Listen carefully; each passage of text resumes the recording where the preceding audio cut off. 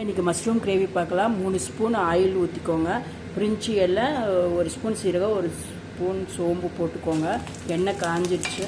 சீரகம் பொரிஞ்சோடனே ஒரு பெரிய வெங்காயத்தை கட் பண்ணி போட்டுக்கோங்க. வெங்காயம் வணங்கிடுச்சு. கருவேப்பில், 2 பச்சை மிளகாய், கொத்தமல்லி தழை போட்டுக்கோங்க. வெங்காயம் வணங்கினோடனே இஞ்சி பூண்டு பேஸ்ட்டு போட்டுக்கோங்க. நல்லா வணக்கி விட்டுக்கோங்க. இஞ்சி பூண்டு பேஸ்ட் போட்டது. இஞ்சி பூண்டு வணங்கின பிறகு நீங்கள் தக்காளி போட்டுக்கோங்க. நான் 3 தக்காளி கட் பண்ணி வச்சுருக்கேன்.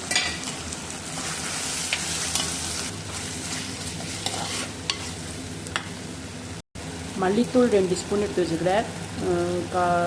கரம் மசாலா 1 ஸ்பூன், மஞ்சத்தூள் 1/2 ஸ்பூன், உப்பு தேவையான அளவுக்கு, மிளகாத்தூள் 1 ஸ்பூன் எடுத்து வச்சுருக்கேன்.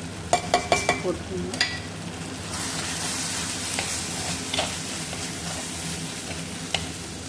மசாலா போட்ட பிறகு அடி பிடிக்கிற மாதிரி இருந்துச்சுன்னா நான் 1/4 டம்ளர் தண்ணி ஊற்றிக்கிறேன். நீங்களும் 1/4 டம்ளர் தண்ணி ஊற்றிக்கோங்க.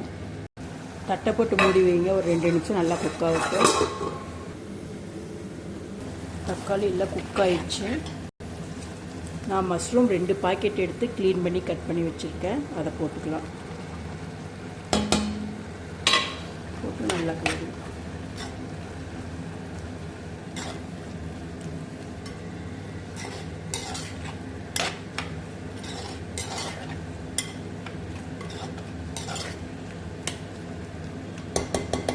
ஒரு 1 மினிட் குக் ஆகிட்டு தட்டு போட்டு மூடி வச்சுருங்க. வாங்க, மஷ்ரூம் கிரேவி ரெடி ஆகிடுச்சு. கொரியண்டர், கொத்தமல்லி தலை தூவி கலரிக்கலாம். Ready, ton.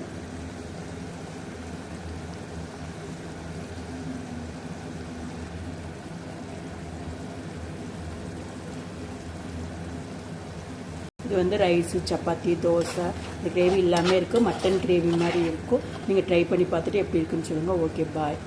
சூப்பர்.